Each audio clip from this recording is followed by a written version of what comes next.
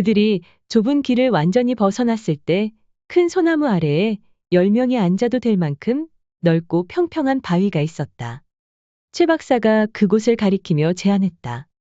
우리 여기서 좀 쉬었다 갑시다. 언제나 그랬듯이 대답은 현우가 대신했다. 그러시죠, 박사님.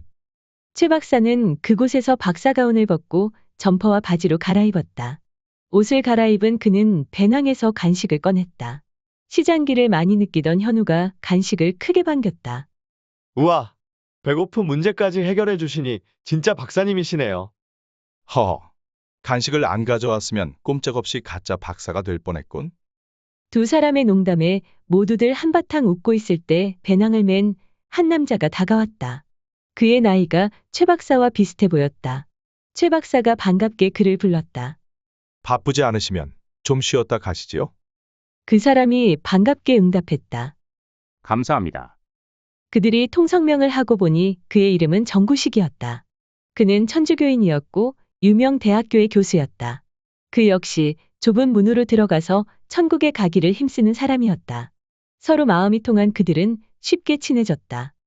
이런저런 얘기를 나누던 정 교수가 입가에 엷은 미소를 띠며 말했다. 천주교와 개신교가 갈라진 것은 매우 안타까운 일입니다. 두 교단이 한 교회로 지금까지 지내왔으면 정말 좋았을 텐데요. 최 박사가 정 교수를 향해 빙그레 웃으며 대답했다. 그랬으면 좋았겠지만 중세시대의 천주교가 워낙 많이 타락해서 종교개혁이 일어날 수밖에 없는 형편이었지요. 최 박사의 말에 정 교수가 조금 상기된 표정으로 응수했다. 그래도 개신교가 큰 집에서 갈라진 것은 좀 심했지 않았나 싶습니다. 최 박사와 정 교수는 이 문제로 한동안 옥신각신했다. 그러던 중에 최 박사가 진지한 표정으로 정 교수에게 물었다. 혹시 정 교수님은 천주교회가 10계명 중에서 두 번째 계명을 없앤 것을 알고 계십니까? 정 교수는 금시초문이라는 듯이 되물었다. 그게 무슨 말씀이십니까? 최 박사가 말했다.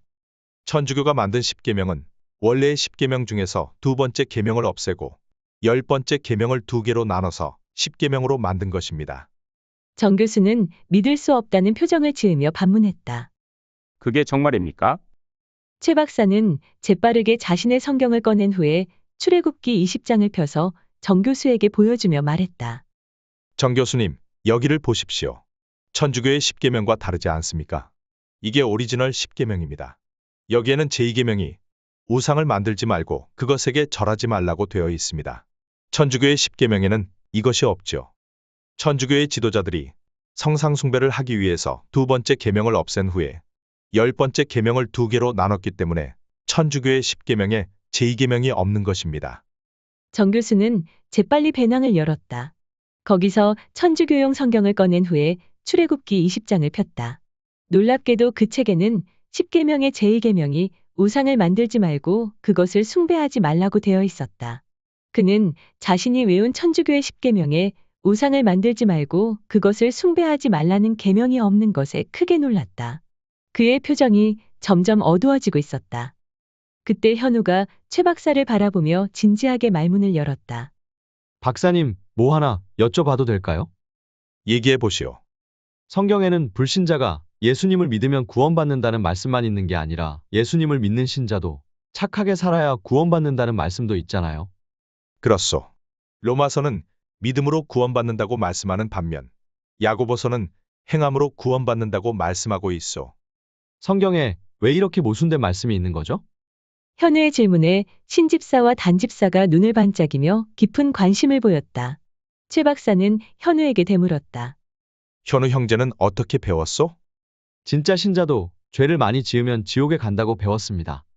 하지만 우리 장로교 신학자들은 그렇게 주장하지 않소. 우리들은 진짜 신자는 지옥에 갈 정도로 죄를 많이 짓지 않고 오직 가짜 신자만 지옥에 갈 정도로 죄를 많이 짓는다고 주장하지요.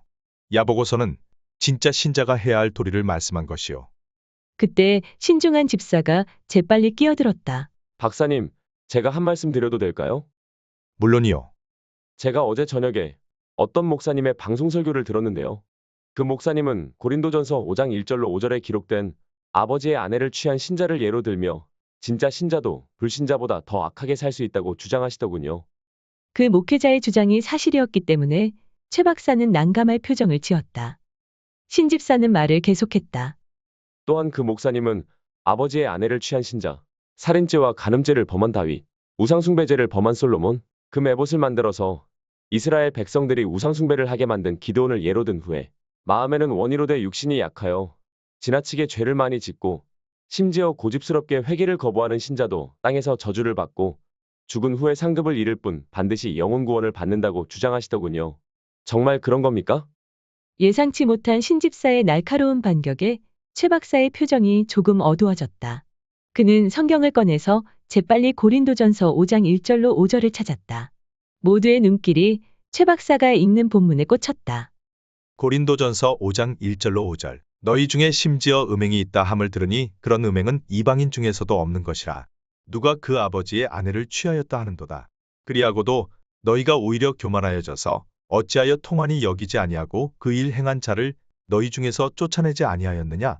내가 실로 몸으로는 떠나 있으나 영으로는 함께 있어서 거기 있는 것 같이 이런 일 행한 자를 이미 판단하였노라. 주 예수의 이름으로 너희가 내 영과 함께 모여서 우리 주 예수의 능력으로 이런 자를 사탄에게 내주었으니 이는 육신은 멸하고 영은 주 예수의 날에 구원을 받게 하려 함이라. 한동안 성경을 살펴본 최 박사는 정색을 하며 입을 열었다.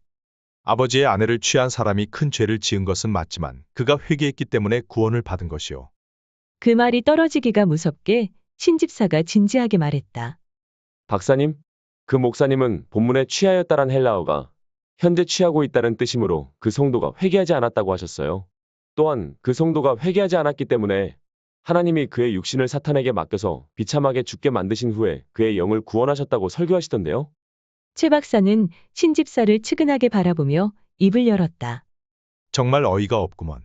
정말로 그 목사님이 그 성도가 회개하지 않았는데도 하나님이 그의 영혼을 구원해 주셨다고 했어? 네, 좋소. 그럼 시간이 없지만 나에게 헬라어 성경이 있으니까 헬라어 성경을 한번 봅시다. 헬라어 성경이란 말에 그들의 눈이 휘둥그레졌다. 모두들 존경하는 눈빛으로 최 박사를 바라보았다. 짐짓 위험을 부리며 헬라어 성경을 꺼낸 최 박사는 서둘러서 고린도전서 5장을 찾은 후에 뚫어지게 1절부터 살피기 시작했다. 하지만 한동안 본문을 살핀 후에도 최 박사는 좀처럼 입을 열지 않았다. 시간이 흐를수록 그의 얼굴에 그늘이 지고 있었다. 읽고 최 박사가 곤혹스런 표정으로 입을 열었다. 본문에 사용된 취하였다란 헬라어가 과거에 취한 그 여성을 현재도 취하고 있다는 뜻이 맞기는 하오. 하지만 본문을 단순하게 해석하는 것은 위험하오. 그보다는 진짜 신자는 반드시 거룩하게 산다고 가르치는 말씀들을 주목해야 하오. 빌립보서 2장 12절에 뭐라고 했소? 두렵고 떨림으로 너희 구원 이루라고 했잖소. 야고보서 2장 14절은 행함이 없는 믿음이 능히 자기를 구원하겠느냐고 했고, 마태복음 7장 21절은 나더러 주여 주여 하는 자마다 다 천국에 들어갈 것이 아니요 다만 하늘에 계신 내 아버지의 뜻대로 행하는 자라야 들어가리라고 했잖소. 이 말씀들은 진짜 신자는 반드시 거룩하게 사는 진리를 분명히 가르치고 있소. 성화 없는 값싼 믿음으로는 절대로 구원받을 수 없는 것이요. 그때 최 박사의 설명을 듣는 현우의 마음속에 강한 의문이 떠올랐다. 진짜 신자도 거룩하게 살아야만 천국에 가고 진짜 신자는 반드시 거룩하게 사는 것이면 고린도전서 5장 1절로 5절에 기록된 아버지의 아내와 동거 생활을 한 신자는 지옥에 가는 게 맞는 것 같고 그 사람은 가짜 신자인 게 맞는 것 같은데 어째서 바울 사도는 그 사람의 영이 구원받을 것을 선언한 것일까? 살인죄와 간음죄를 지은 다윗은 지옥에 간 것일까? 그는 가짜 신자일까? 말년에 우상숭배 죄를 지으며 살다가 죽은 솔로몬 왕도 지옥에 간 것일까? 그 역시 가짜 신자일까? 우상숭배를 조장한 기드온도 지옥에 간 것일까? 애굽에서 나온 후에 원망과 불평을 일삼다가 광야에서 죽은 60만 명의 이스라엘 사람들은 모두 지옥에 간 것일까? 모세와 아론도 화를 내며 지팡이로 바위를 친 것 때문에 광야에서 죽었는데 그들도 지옥에 간 것일까? 현우가 의문의 홍수에 휩쓸려가고 있을 때 신집사가 수첩을 꺼내서 뭔가를 확인한 후에 예리한 질문을 했다. 박사님, 그 목사님은 빌립보서 2장 12절과 야고보서 2장 14절은 영혼 구원을 가르치는 말씀이 아니라 복과 상을 받는 것을 가르치는 말씀이라고 하시던데요. 신집사의 주장에 최 박사는 기가 막힌 표정을 지으며 역정을 냈다. 뭐요? 빌립보서 2장 12절과 야고보서 2장 14절이 복과 상을 받는 것을 가르친다고? 그 목사님이 그 본문을 복과 상을 받는 것으로 해석하는 것을 보니 많이 수상하구먼. 본문에 어디 그런 내용이 있단 말이오? 난 지금까지 그 본문을 그렇게 해석한 신학자를 본 적이 없소. 저도 그렇게 알고 있었습니다. 그런데 그 목사님은 그런 뜻이 아니라고 하시더군요. 최 박사는 딱한 표정을 지으며 푸념했다. 하여튼 목회자들이 성경 연구도 제대로 안 하고 함부로 설교를 하는 게 정말 큰일이야. 최 박사가 강하게 반발하는데도 신 집사는 또다시 엉뚱한 질문을 던졌다. 박사님, 그 목사님은 좁은 문으로 들어가서 천국에 갈 수 있는 사람이 한 사람도 없다고 하시던데요. 정말 그런 겁니까? 뭐요? 그 목사가 정말로 그렇게 말했어? 네, 분명히 그렇게 들었습니다. 최 박사는 또다시 어이없는 표정을 지으며 재빨리 한글 성경을 들췄다. 신집사, 여기 누가복음 13장 24절을 보시오. 분명히 좁은 문으로 들어가기를 구하여도 못하는 자가 많으리라고 되어 있지 않소? 이 말씀은 매우 적기는 하지만 좁은 문으로 들어가는 사람이 있다는 뜻이 분명하오. 이래도 그 목사의 설교를 믿을까요? 한글 성경을 확인한 후에도 신 집사는 물러서지 않았다. 그 목사님은 한글 성경은 헬라어 원문 성경을 거꾸로 번역했다고 하셨습니다. 또한 그 목사님은 헬라어 원문 성경에 절대부정 부사 우가 있기 때문에 좁은 문을 들어가서 천국에 갈 사람이 한 사람도 없다고 번역해야 한다고 하셨습니다. 최 박사는 딱한 표정을 지으며 약간 짜증스럽게 말했다. 그럼 헬라어 성경을 한번 봅시다. 최 박사는 의기양양하게 헬라어 성경을 편 후에 누가복음 13장 24절을 찾아서 매의 눈으로 살피기 시작했다. 그러나 금방 표정이 일그러졌다. 한글 성경이 헬라어 원문 성경을 거꾸로 번역한 것이 맞기 때문이었다. 그의 얼굴에 당황한 표정이 역력했다. 잠시 후에 그가 무겁게 입을 열었다. 누가복음 13장 24절에 절대부정 부사 우가 있는 것은 사실이오. 그렇다고 해도 이 본문을 함부로 해석할 수는 없소. 성경을 해석할 때는 모든 성경을 종합해서 신중하게 해석해야 하니까. 머쓱한 표정으로 신집사를 바라본 최 박사는 일방적으로 자리를 털고 일어섰다. 자, 시간이 많이 지났으니 그만 갑시다. 그들 모두는 최 박사의 엉뚱한 말에 마음이 답답했다. 하지만 어쩔 수 없이 그를 따라서 일어설 수밖에 없었다. 신집사는 조금 전에 토론 내용을 생각하며 묵묵히 걸었다. 그의 마음에 회의가 켜켜이 쌓이고 있었다. 미국에서 신학을 공부하여 신학 박사 학위까지 받은 최 박사님이 대답을 제대로 못하시는 것을 보면 그 목사님의 설교가 옳을 수도 있다는 얘긴데 좁은 길을 불법으로 통과했는데도 계속 좁은 길을 가야 하는 걸까? 아무리 생각해봐도 이건 아닌 것 같은데. 신집사, 뭘 그렇게 골똘하게 생각하는 거요? 네? 아닙니다.